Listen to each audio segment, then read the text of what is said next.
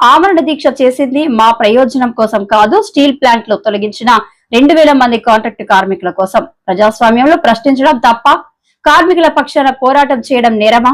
అన్యాయంగా 2000 మందిని తొలగించారు అని షర్మిల అన్నారు.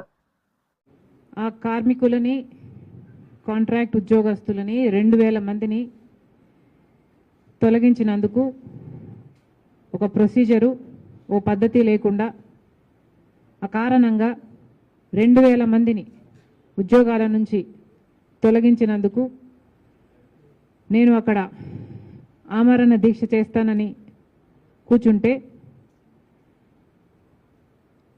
రాత్రికి పోలీసులు మమ్మల్ని లిఫ్ట్ చేయడం జరిగింది. ఎందుకని అడుగుతున్నాం? ప్రజాస్వామ్యంలో డెమోక్రటిక్గా, పీస్ఫుల్గా ప్రొటెస్ట్ చేసే అవకాశం ఈ రాష్ట్రంలో ప్రతిపక్షాలకు, ప్రజలకు ఉందా లేదా?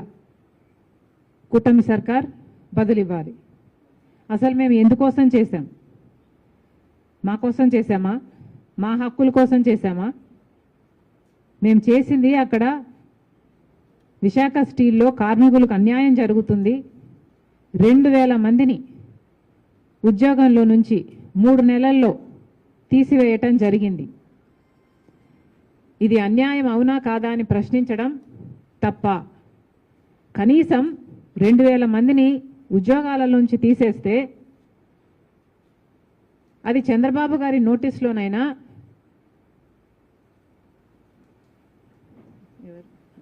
పవన్ కళ్యాణ్ గారి నోటీస్లోనైనా ఉందా లేదా? ఉంది అంటే మరి మీరు ఎందుకు స్పందించలేదు? లేదు అంటే కనీసం మేము అక్కడ దీక్ష చేస్తుంటే దానికి మీరు సమాధానం చెప్పకుండా మమ్మల్ని అడ్డుకుంటే, మమ్మల్ని లిఫ్ట్ చేస్తే మరి how is it reflecting on you? పాలకులు సమాధానం చెప్పాలని డిమాండ్ చేస్తున్నాం. 2000 మందినండి, 2000 మందిని తొలగించేశారు. ఇంకో 3000 మందిని తొలగించడానికి సిద్ధంగా ఉన్నారు. అంటే మేము 2000 మందికి ఈ దీక్ష చేయకపోయి ఉంటే ఆ 3000 మంది కూడా రేపో మాపో తొలగించే ప్రక్రియలోనే ఉన్నారు. కనీసం ఇప్పటికైనా పాలకులు మేలుకోవాలని మేము దీక్ష చేయబోతే మీకేమిటి అభ్యంతరం? పోనీ మీరేమైనా సమస్య చూపుతున్నారా? కనీసం సమస్య కూడా చూపటం లేదు. నిజానికి విశాఖ స్టీలు కాంగ్రెస్ పార్టీ నిర్మించిన ఒక ఇండస్ట్రీ. విశాఖ స్టీలు ఎప్పటిదో 1971లో ఇందిరాగాంధీ గారు దాని శంకుస్థాపన చేస్తే, ఆ తర్వాత రాజీవ్ గాంధీ గారు ప్రధానమంత్రి అయిన తర్వాత దానికి కావాల్సిన పూర్తి నిధులు ఇప్పించి ఆ ప్రాజెక్టును పూర్తి చేస్తే, ఆ తర్వాత వచ్చిన ప్రధానమంత్రి పివి నరసింహారావు గారు దాన్ని జాతికి అంకితం చేశారు. అంత గొప్ప ప్రాజెక్టు, స్టీల్ ఉత్పత్తిలో probably the best project in this country. At least it was until a particular period in time. మరి అలాంటిది అంత గొప్ప ఇండస్ట్రీగా ఉన్నది మరి చంద్రబాబు గారు ఏం చేశారు? అంతకుముందు జగన్మోహన్ రెడ్డి గారు ఏం చేశారు? ఇప్పుడు మళ్ళీ ముఖ్యమంత్రిగా ఉన్న చంద్రబాబు గారు ఏం చేస్తున్నారు? పవన్ కళ్యాణ్ గారు ఏం చేస్తున్నారు? 2000 మందిని ఉద్యోగాల నుంచి తీసేస్తే కనీసం ఒక్కరైనా స్పందించారా? ఒక్కరికైనా చీమ కుట్టినట్టయినా ఉందా? 2000 మందికి ఉద్యోగాలు పోతే మీరు ఎవరూ స్పందించలేదు అంటే మరి మీ ఛాతీలో ఉన్నది గుండెనా బండనా? రాజశేఖర రెడ్డి గారు కూడా ముఖ్యమంత్రిగా ఉన్నారు మీలాగనే. కానీ రాజశేఖర రెడ్డి గారి స్పందన ఎలా ఉండేది? 2007లో రాజశేఖర రెడ్డి గారు ముఖ్యమంత్రిగా ఉన్నప్పుడు విశాఖ స్టీల్కు సంబంధించి ఎంత తపన పడ్డారు? విశాఖ స్టీల్కు సంబంధించి రాజశేఖర రెడ్డి గారు ఉన్న టైంలో అది ఒకప్పుడు ఒకసారి నష్టాలు వస్తే 2000 కోట్ల రూపాయలు దానికి ఆర్థిక సహాయం కూడా ఆ రోజు కాంగ్రెస్ పార్టీ చేసింది. అంతేకాకుండా 4000 మందికి భూములు ఇచ్చిన వాళ్ళకి ఇంకా ఉద్యోగాలు రాలేదని 4,000 మందికి రాజశేఖర రెడ్డి గారు ముఖ్యమంత్రిగా ఉద్యోగాలు ఇప్పించారు.